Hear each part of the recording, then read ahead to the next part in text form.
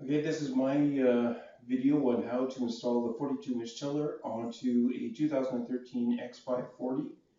I'm putting this video up onto YouTube because I found some of the other videos were either missing some steps or didn't have this handy-dandy trick that I got to give credit to my wife. She managed to figure out, so I'll pass that along to you guys.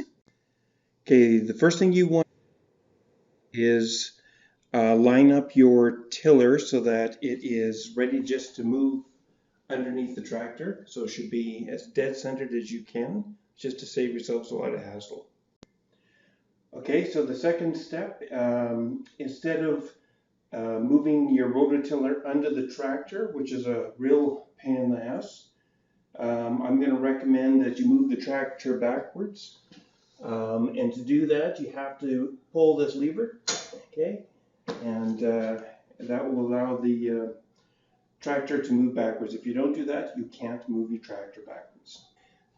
Okay, and the third step, to be able to move your tractor over top of this, of course, we have to lower this. So what we're going to do, there's a pin right here, and it's a simple matter of disengaging it, and then this sort of arm should lower down. So I'll do that.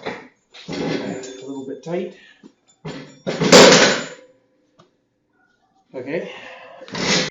Okay, here we are on to step number 4. So I'm going to start moving the tractor backwards. You can see how easy this is. So right here, you can see the bolt is wanting to hit that component right here. Actually, this time it happened to go right by it, but oh, there. See, there's a bit of a problem if you was to move it backwards again. So what I'm going to show you is a little trick. In case yours does hit it like mine has in the past, just jam a 2x4 as you get close to it under your tire. Okay, there we go. Roll it over top. See, it lifts up over top of the bolt. Beautiful. And drops back down with no damage to anything. Okay, so that's if your bolt does the same thing as mine does some of the time. And now just roll it back until it is in position. So, okay, in the last step, we said to move the rototiller back into position. What that means is that this there's a notch right here in this bracket. You can get that from that angle. Right here. Okay, so that has to line up with this pin. So we're going to be lifting up the back of the tiller so that the slot will go over top of these pins right here and here. Okay, and then we just move the bracket so that it's all the way engaged on the pins. Make sure this thing is up and out of the way. That's right, yeah. So this linkage here is going to have to be lifted out of the way because it's eventually going to be connecting to this bracket right here. So make sure it's not below the assembly here because it'll be a pain. Let's redo that one. Okay, now step number 5. This is the fun part. I'd recommend 2 people doing this, but I'm going to show you how one person does it. I'm going to lift this up so that those bracket slots engage with the pin, and I'm going to move the tractor back with my left hand. Okay, here we go. And this is a bit heavy. Okay, now we have the pins fully engaged on the bracket slots. That's the end of step 5. Okay, step 6. We talked about the linkage here. We're going to connect that first before we move to the front of the tractor hookup. So just a simple pin goes onto this bracket right here.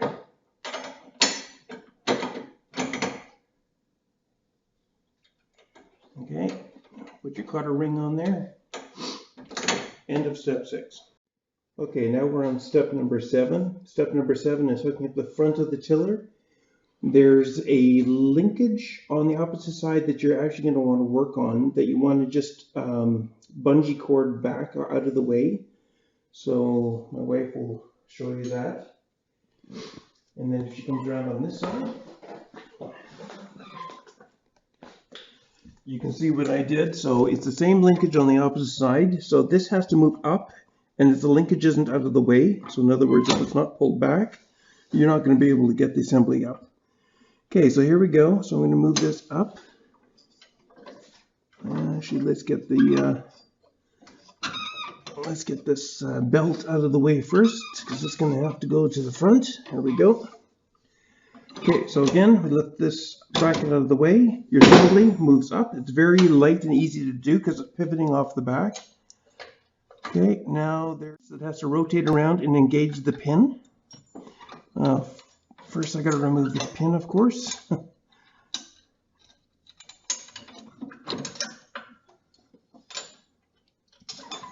Okay, there we go. Okay, so we're going to lift it up on the pin. I'm going to rotate this to lock and engage it. Oops, let's do that again. Okay, and now the pin goes in from the back side.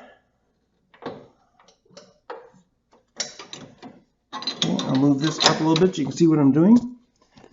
The washer goes on, and then the cutter ring, sorry.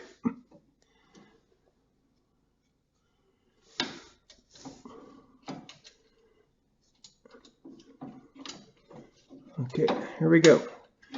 I'll do the same for the opposite side, and that will end step number 7. Okay, now we're on to step number 8. Step number 8 is simply to hook up your drive belt. So your drive belt has to go onto the main pulley here. That's your main drive pulley. And obviously it's not going to fit unless this pulley here is on a spring tensioner. So what you have to do is push it all the way out of the way. And again, you might want 2 people to do this, 1 person to push this back. I'm going to try it on my own here first. Let me do it this way. There we go. Okay, so push that out of the way. You have to push it quite far, and then that'll slip onto the drive. Slowly release that. It's going to be tight. We've hooked up the tiller. We're all done. Okay, actually we weren't quite done. There's a step that you should do as well. These wheels here, there's a cutter pin just comes off. There's an extra bar here to store them while you're actually using that. So I'll get the other one from the other side as well. Pull the cutter pin, comes off around here. Okay, put the cutter pin back in, and the other cutter pin I'll just put in where, let's see where it just came from, I guess. Now we're done. Okay, so we're now going to drive it out. So I'll test it to make sure hydraulics are working, that it's spinning. If you remember one of the earlier steps, we had disengaged the transmission, so we're going to re-engage it so we can move forward. Okay.